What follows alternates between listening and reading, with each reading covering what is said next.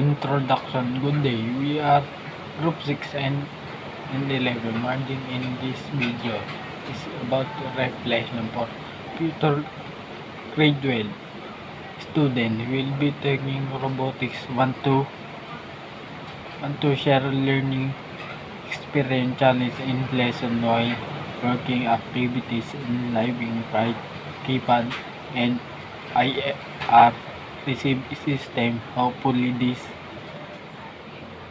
reflection will help you understand want to speak and how to approach the subject with with, with confidence. Understanding of the input system. One of the most important lesson we learn in robotics is understanding the input system.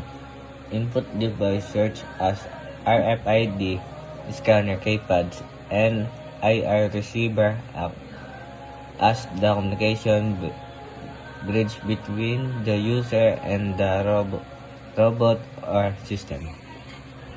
They do seem to share similarities like valid input to pass. The only difference is RFID needs a card to scan while the keypad requires you to input password. The IR receiver pick up signal from remote.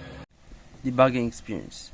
To future students expecting debugging to be a major part of your robotics journey, during our activities, we experienced issues such as the RFID not able to recognize the user, keypad has invalid input even when we put the correct password based on the codes, and IR receivers failing to respond that caused by issues with the transmitter like obstruction and interference.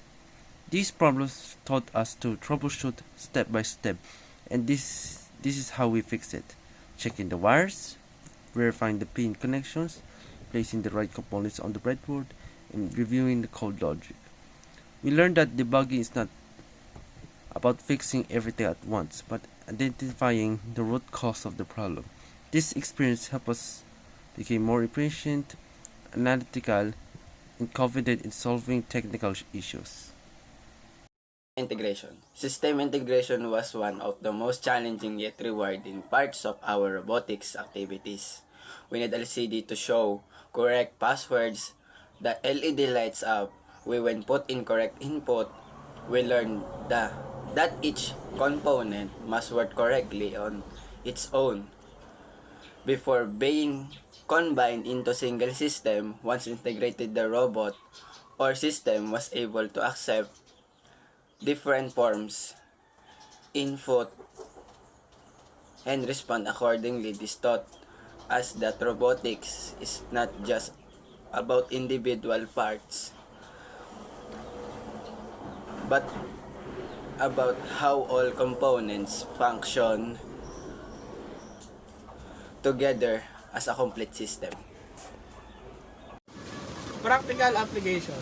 Our robotics show us how these systems are used in real-world application. RFID and keypad system are commonly used in access control like large companies and security system in either the house or in the mall, while IR receive are used in remote control device. Meta reflection. To future grade 12 students, this subject will challenge you but also help you to grow. Through these robotics activities, we develop problem-solving skills, teamwork, and persistence despite failed attempts of the project. We still don't give up. Continue head on.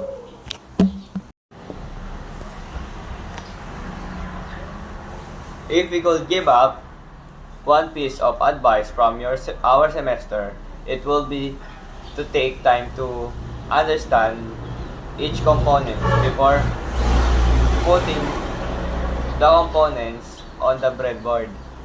Last, your system early make sure it fit. Working or having errors that you had to